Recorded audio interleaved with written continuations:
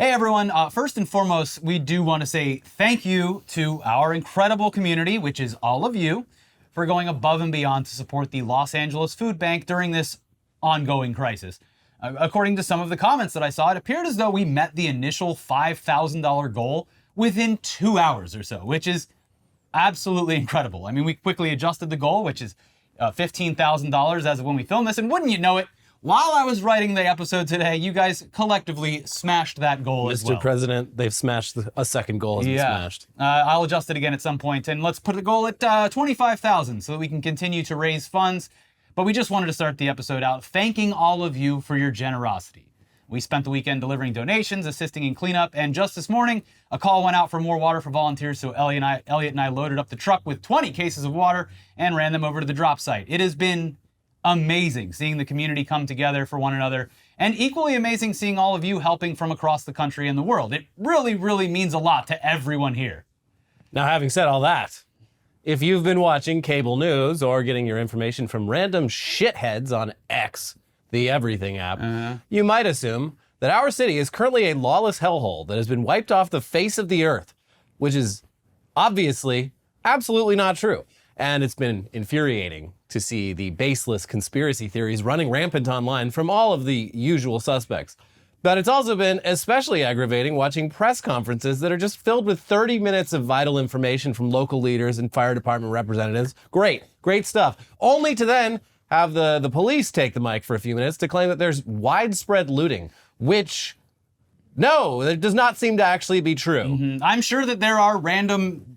It's a very large city, so I'm sure there are some cases, but the way that this is being covered is disingenuous. Yeah, I understand it's something to be concerned about. There is an opportunity for bad people to do bad things, but they're talking about it as if it's become a lawless hellscape. And haven't really seen any evidence to confirm that one bit.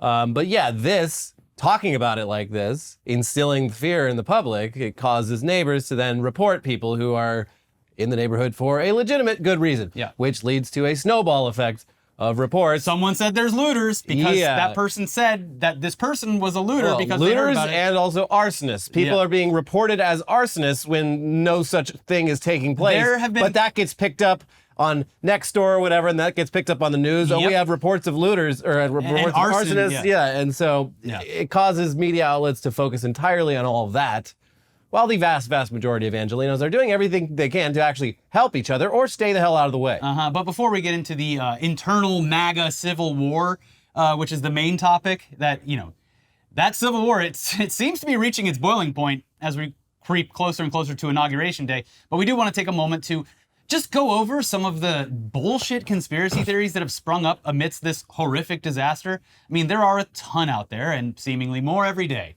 So we're probably going to miss some. But we should probably start off with the biggest one of all, that Southern California was completely out of water and that firefighters couldn't access water because of, any number of reasons, with one claim in particular, one that was repeated by our next president, was that California Governor Gavin Newsom stole water from Southern California in order to save a fish population. Just a little tiny fish. First of all, no. The smelt, a protected and endangered species of fish up in Northern California, did not impact the water reserves in Southern California at all. And the water declaration document that Trump and other members of right-wing media kept mentioning, that doesn't even exist. It's not a real thing that exists. As for those fire hydrants running out of water, we touched on this briefly in a previous episode, but the intense hurricane-force gusts of the Santa Ana winds made fighting the fires next to impossible because the embers were just being whipped through areas far and wide and sparking fires up to 5 miles from where they originated. Air support for the fires was grounded because of the dangers of the high winds, not because the firefighting planes and helicopters were in Ukraine or whatever rumor was getting kicked around. Now, because all of this air support was grounded, firefighters had to attempt to suppress the spread and extinguish what they could using just regular old fire hydrants, which are not equipped to handle the amount of water necessary to fight these wildfires, especially at the scale of the ones we just saw. Here's a fun trick. Take whatever local town you live in, or even if it's a big city, and compare it in just square mileage and overlay of Los Angeles, and just see how massive these fires are. Yeah. Or run through an entire building and turn on all the faucets at once and see what happens to the water pressure. Yeah, so the landscape that they were operating in, it created another problem because of the pressure needed to send water up into the hills. It was a series of horrifically unfortunate events and situations that made it very hard for the firefighters to do their jobs, but it was mainly the result of the conditions and the location. Also, this should go without saying, but once again, because climate change creates extreme weather events. That's why. That's what had happened. And those extreme weather events happened after 2 years of an overflow of precipitation, which led to record growth, followed by several months of drought. That killed the abundance of growth and turned it all into fuel for those fires, which was something last year when we got just unusually large amounts of rain. I was like, in my back of my head, I'm like, this is great, but in a year, this is going to be brown. All of these rolling emerald hills that we suddenly have are going to be extra, extra brown. And I figured it'd be summer when we saw the wildfires. January, this summer was surprisingly calm, but the drought continued into 2025, and here we are. Now, having said all that, yes, it is maddening that our city doesn't prioritize firefighters the way it very obviously prioritizes other government services like the police department. The differences in their budgets is so vast that it would be comical if it weren't so depressing. And while crime is certainly hard to predict, and apparently impossible for the LAPD to enforce or investigate without billions in funding, fires are going to keep happening all the time. And it is in our best interest to make sure that our fire services are properly funded. Now, this next one, it's sort of a two-parter, but that last statement leads pretty nicely into the pointless and quite honestly racist and misogynistic argument that these fires and their size and spread are the result of DEI initiatives. If we had a straight male fire chief instead of a lesbian woman, none of this would have happened. It's just simply DEI, which we've been over before, is just the latest term that the right likes to use in public discourse instead of just saying slurs, which they want to do, but at this point still cannot. There's a photo going around of our chief and 2 other administrators in the LAFD, and it's just like, these are the people running the LA Fire Department. And it's just like, no, those are the 3 women running the fire department. There's like... Also, look at their qualifications. Yeah, there's 3 women and like 9 or 10 men in leadership positions. So it's still overwhelmingly dudes running the fire department. But that misses the entire point of their qualifications and the very obvious bad faith argument that conservatives are making about all of this. Yeah, our fire chief is a woman and a lesbian, which somehow immediately means she is unqualified for the job, which is, of course, pretty rich coming from a bunch of people who are just posting on X from their toilets while they take a big old wet dump. But no, Kristen Crowley serves a city of millions of people, worked her way up the ranks after 20 years with the department to get where she is today. She was a firefighter, a paramedic, a fire inspector, captain, battalion chief, chief deputy, and now fire chief. I mean, I'm not exactly sure what people are looking for in terms of qualifications, but that seems like the type of resume, the type of career path you would want from your fire chief. Yeah. It literally, if you had if what they claim to say they over just years plucked is true. Some woman off the street and said, hey, you want to be fire chief? But what I'm saying is, like, if you, whatever Elon and Vivek and all of these other people running their mouths, if you did what they said, which is remove her personal information, meaning sex and everything else, I guess her sexual proclivities. If you remove that and just put the resume down, I feel like they would all look at that and say, well, yeah, that seems like a qualified person. Seems pretty fucking qualified.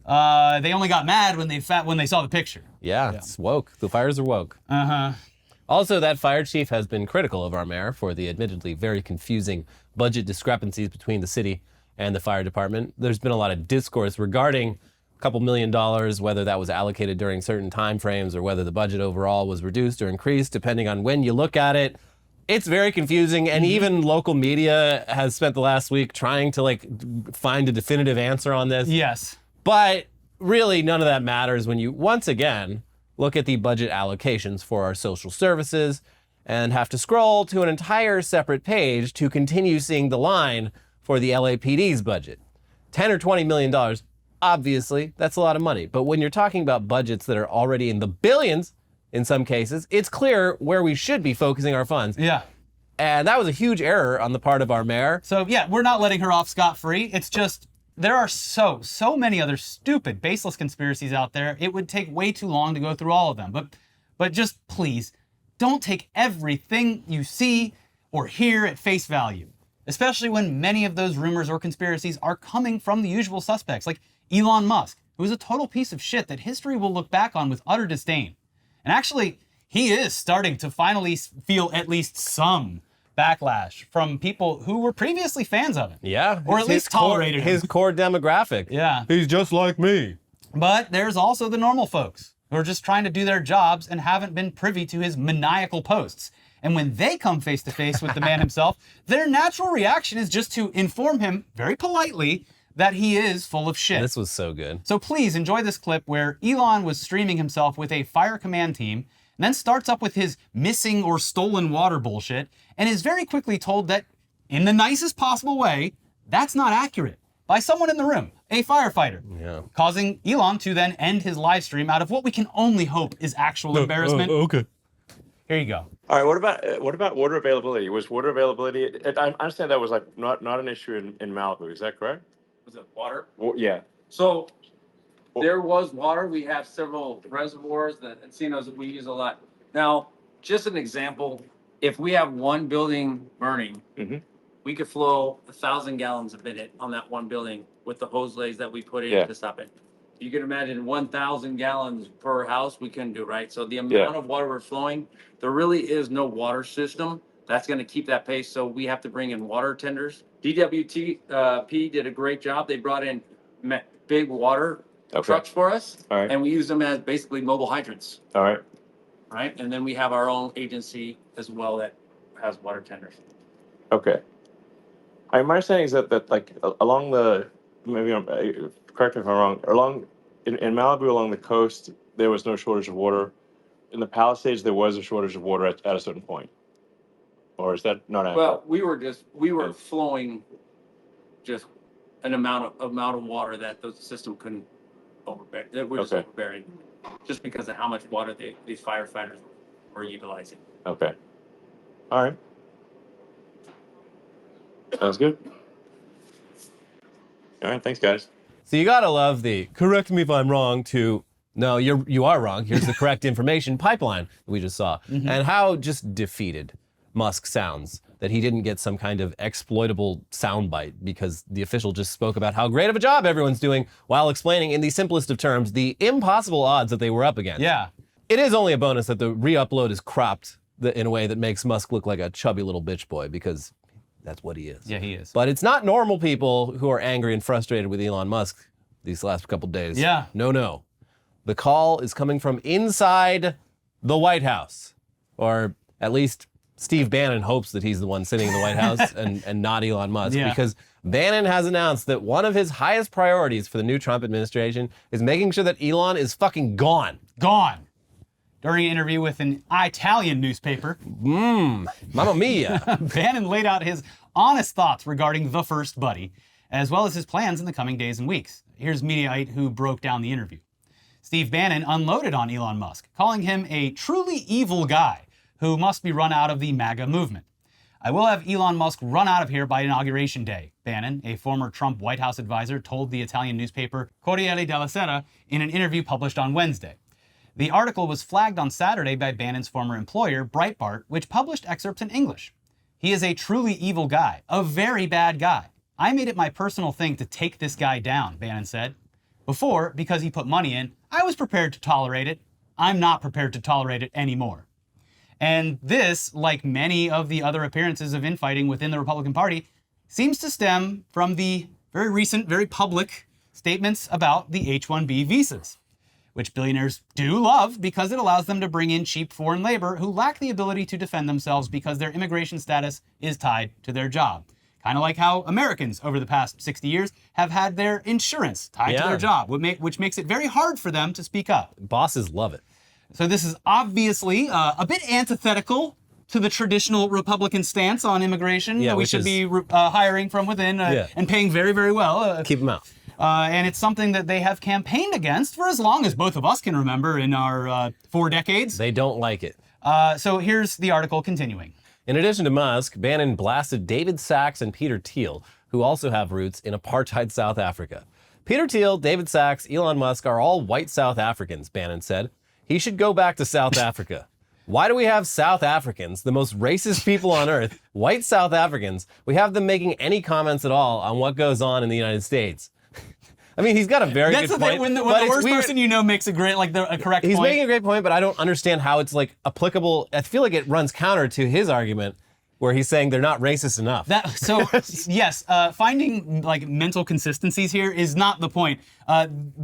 Conservatives in general will just say whatever the correct PR thing to say is at the time. He's right. He is diving for power, and this is the way that he's going to do it. So any other statements, they don't make sense to him. So Bannon took particular umbrage at a reply Musk made to a tweet suggesting Americans are, quote, the R word. Yeah. That pretty much sums it up, Musk wrote in a post last month that has since been deleted. He went out of his way to mock our movement as racist and R words, and he lost, Bannon said. We blew him out of the water. He won't fight. He's got the maturity of a little boy. The former Trump advisor added that Musk's sole objective is to become a trillionaire. He will do anything to make sure that any one of his companies is protected or has a better deal or he makes more money, Bannon said. His aggregation of wealth and then, through wealth, power. That's what he's focused on. He also accused Musk of wanting to implement techno-feudalism on a global scale. I don't support that and we'll fight it. Again, do not trust Steve Bannon, but on this one topic, because he is very upset with what's going on with Elon, he's kind of putting it out there. How much influence does he really have at this point? We don't know, because Trump obviously has had a big falling out with a lot of the previous administration I think officials. the reason he's talking to Italian newspapers is because he like lives in Italy. He like owns a monastery there that's sort of a like alt-right, like unaccredited university thing. It's very strange. But yeah, he spends a lot of time over there. Anyways. Elsewhere, in the world of MAGA infighting, it appears Trump will not be able to end Russia's war on Ukraine on day one. Yeah. During a CNN town hall, he said, if I'm president, I will have that war settled in one day, 24 hours. And here he is back in September. That is a war that's dying to be settled. I will get it settled before I even become president. If I win, when I'm president-elect, and what I'll do is I'll speak to one, I'll speak to the other, I'll get them together. That war would have never happened. See, that sounds so easy when he describes it that way. Yeah. But now he's saying, well, maybe in 6 months. And his reps are going on the cable news shows to temper people's expectations about ending the war. And if it weren't clear, 6 months is just an arbitrary number that's far enough down the line that Trump can kick his can, despite it being one of his major campaign promises. Yeah, it's just like full self-driving is right around the corner. Definitely this year. Which, like, it doesn't matter. If you were dumb enough to believe that this man he has the sole solution to this that can end it immediately, like, it's not going to matter to you all that much that... he failed on one of his big promises. Well, it is really hard what he's describing. Unilaterally ending a fucking war. Now, during a press conference at Mar-a-Lago last week, Trump said that he, quote, hopes to have 6 months. And during an appearance on ABC's This Week, Trump's incoming national security advisor also indicated that it would take months. How many? Months! We don't know. Months. It could be 100 months. Yeah, that's still months. And again, if it were to take longer, that's understandable. But we're simply pointing out another example of Trump being Trump and not changing. He made a promise that was impossible, then failed to deliver, and is now promising that it will get done, which it might not. And if Trump's track record is any indicator, the end of the war almost certainly will not benefit Ukraine. Yeah. And there are also, aside from all of that, conservatives being called out by other conservatives for openly mocking Alina Habba and Betty Johnson for appearing on Andrew Tate's podcast. But none of this bodes well for an upcoming administration that was already going to be chaotic. And folks, we have just under a week until that administration is in control. So hold on to your butts. I'm like rooting for the passage of time at this point. Like, just make it go faster. Let's. Can I just hit the fast forward button? I don't know. Maybe it's the fires. Maybe it's everything else. But time has been moving extremely slow. Yeah, I want to speed up. Yeah. That's what I'm saying. Uh-huh.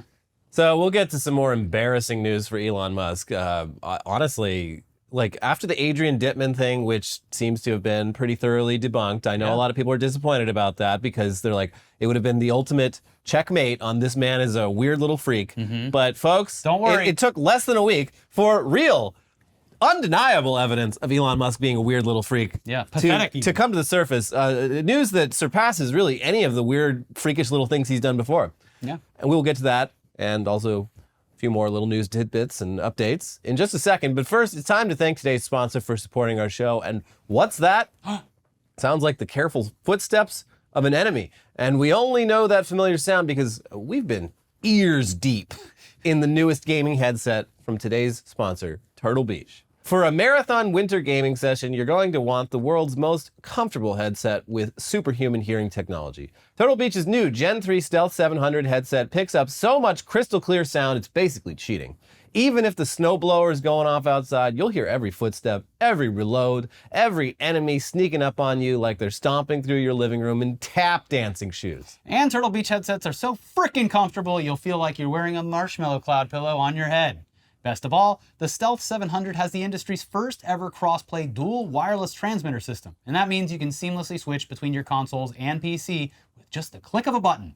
And it gets even better. While being connected to your console, the Stealth 700 can connect with your phone for music streaming or taking calls at the same time. Imagine listening to Led Zeppelin while going on a kill streak in Call of Duty.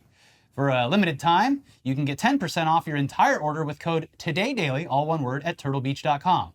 Don't miss out. Stay warm and level up your game with 10% off at turtlebeach.com using promo code TODAYDAILY because it's a new year and it's time for some new gaming gear. We've both been rocking this headset for a while now, and not only is it super comfortable, and not only does the sound quality definitely give you an edge, the battery life's insane. It's very nice. So nice, having a wireless headset that you almost never have to even think about charging. We all have that one friend whose headset always seems to die right when you're down to the last two teams. But Turtle Beach's Stealth 700 headset has an insane 80-hour battery life with quick charge, so you rarely have to think about charging it. Turtle Beach doesn't just have amazing headsets, they have every gaming accessory you could ever want, and they're all high quality at prices that don't break the bank. From flight and racing simulators to controllers, keyboards, and mice. Turtle Beach is the ultimate gaming cheat code. It's time to spend that Christmas money on something you actually love. Head to turtlebeach.com and use code TODAYDAILY for 10% off your entire order. That's 10% off your order at turtlebeach.com with promo code TODAYDAILY. This episode is also sponsored by Mando. And we were pretty excited when they reached out to sponsor because aside from looking good, you gotta smell good. Yeah. Rinse up, gamers. Yeah, and in order to smell good, you gotta be hygienic. Yeah. So Mando sent us some of their products to try out, and the results don't lie.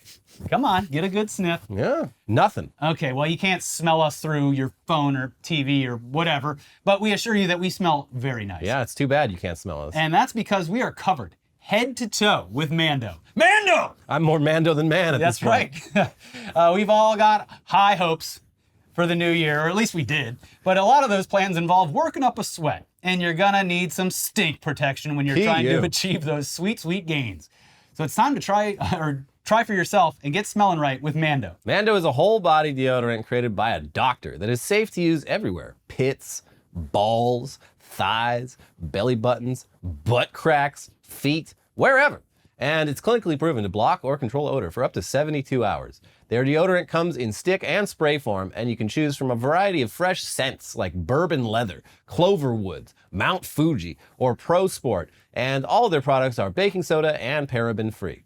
They say, and I'm reading the copy here lest you think I chose to incorporate the word grundle here, they say that Mando is clinically proven to control odor better than a shower and soap alone. 12 hours after a shower, the average man's grundle odor level was 5 out of 10.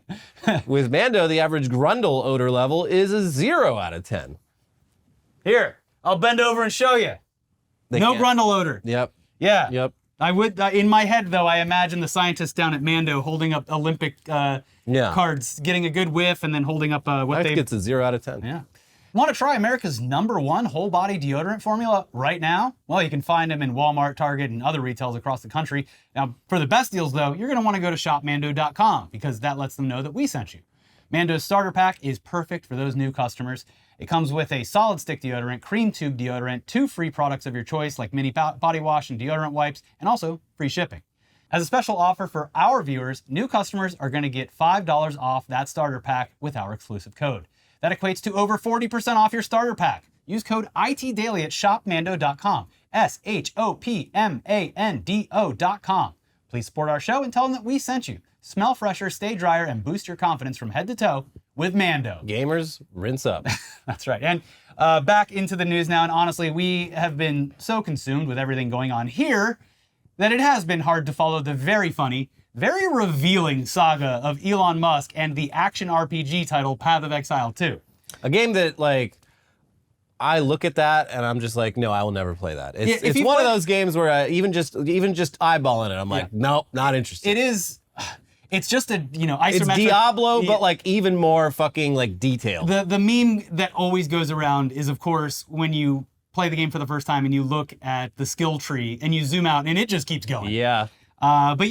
Basically, Musk has been called out by an entire community of gamers for clearly, blatantly paying people to play his character around the clock to give off the impression that he is some elite gamer who One of has the top ranked players in the world. not just one of the top ranked players, one of the top ranked players with multiple top ranked Yeah. characters on one game. Nerds that are down in their basements doing nothing but playing Path of Exile nonstop. Cannot compete. with Elon Musk, who's doing this while running the United country, States yeah. of America. It's because his brain is bigger, obviously. Yeah. And he has more time. He has unlimited free time to become one of the world's top players in multiple games, while also running the country as the president's first buddy, or in some cases, just the president.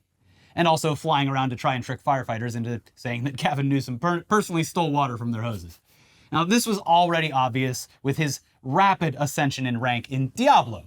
But despite being pretty obvious, no one seemed to really care because Diablo is an action RPG for babies compared to Path of Exile. Yeah. Look, sorry, Diablo fans, I also play Diablo and am addicted to it, but compared to Path of Exile, you actually have to know what you're doing in Path of Exile. And you can't rely entirely on just memorizing 3 or 4 button patterns that can destroy an entire monitor's worth of enemies in seconds. You can literally just spam in Diablo at a certain level and things just explode on the screen. Yeah, this looks like a lot of clicking, a lot of resource inventory, management. Yeah, it just looks, it's a lot. Yeah. It's and honestly, the footage, the smoking gun here, like He just doesn't know how to play the game. if you showed that to me, I wouldn't have even known. I'd be like, I don't know. looks is like someone's playing a is video he- game. Is he good? Is he bad? I have no fucking clue. Yeah. Because this is so outside my wheelhouse.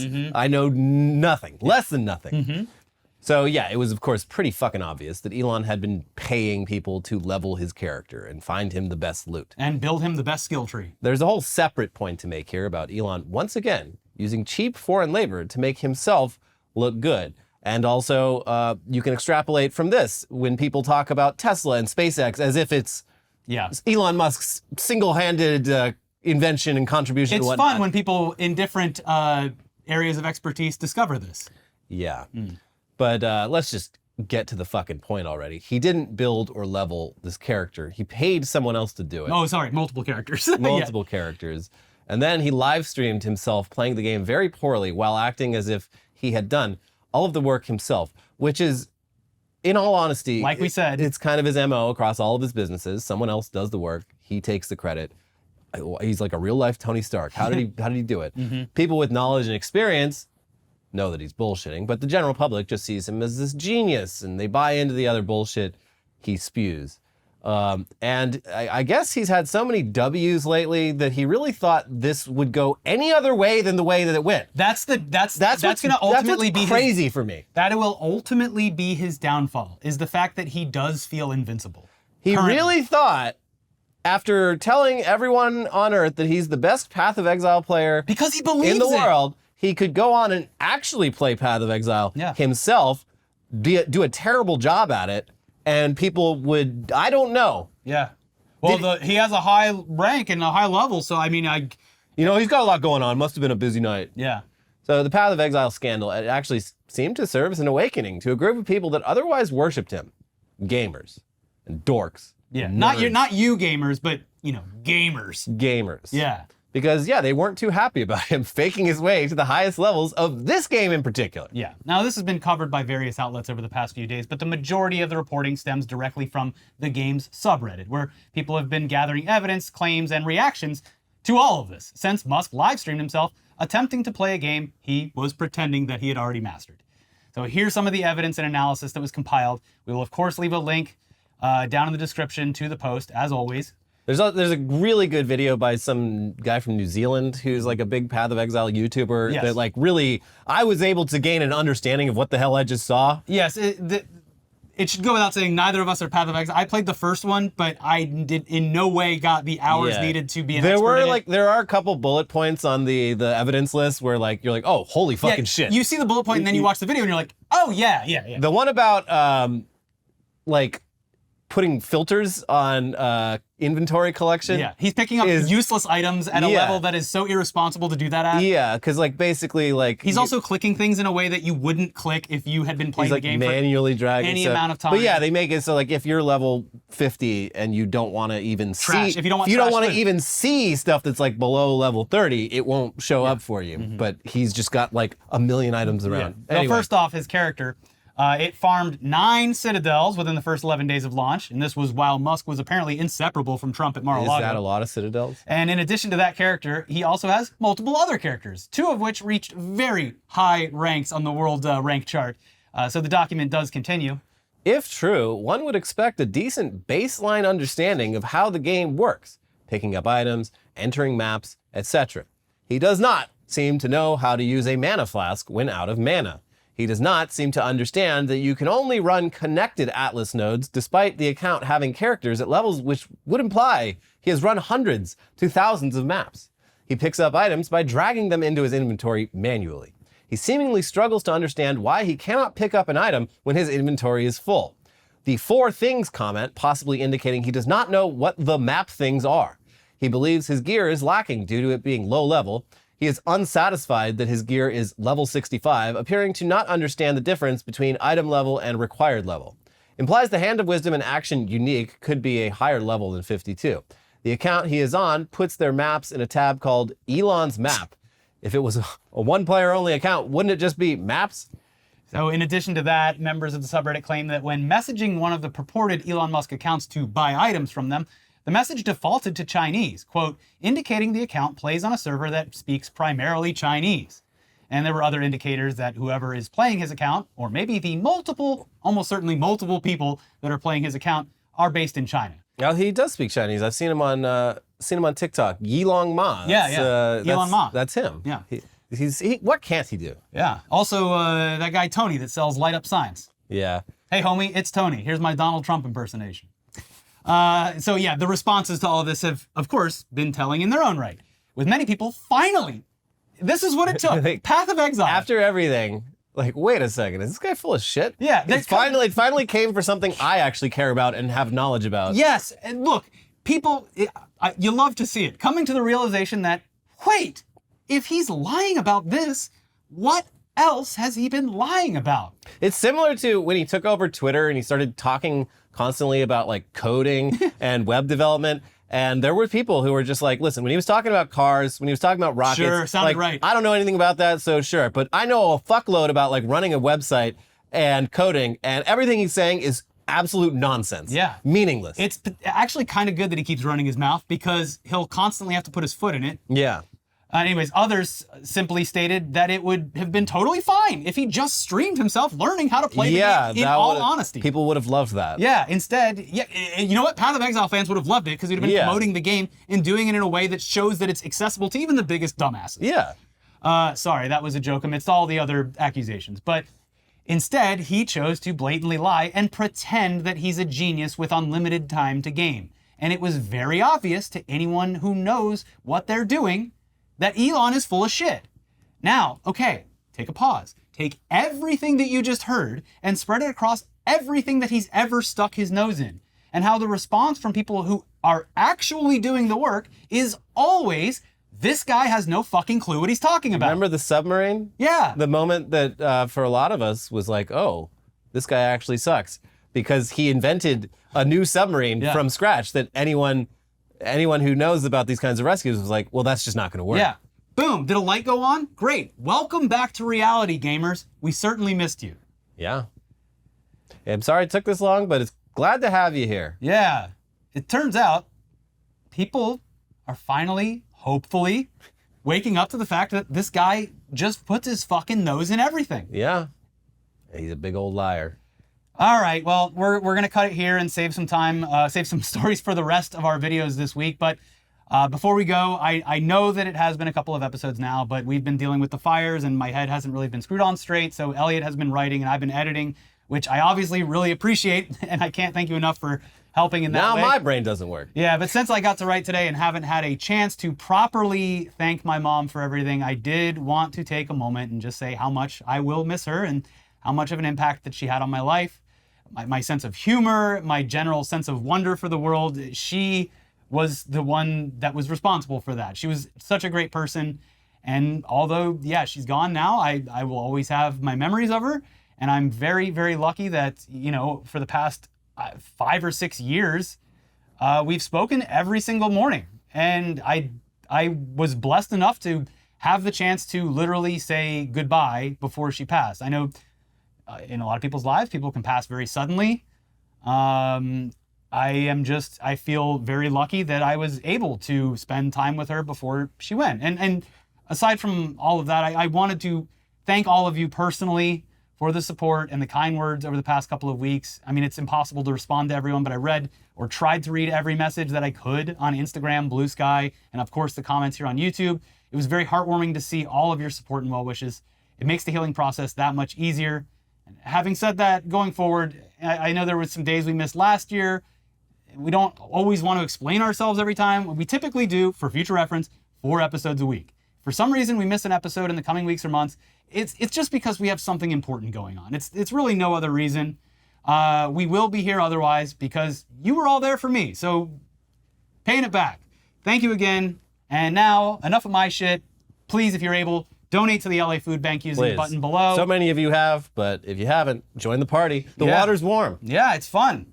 Get in there. Toss $5 in. Then you're contributing. And your contributions will go to people in need right now as a result of the fires, and also people in the future. People always got to eat. Yeah, our other videos will pop up. Please leave a like on this video to make sure it hits that algorithm. Leave a comment, or just keep on watching, because that's honestly the best. Thank you again, and we will see you soon for some tech news. Bye-bye. Bye.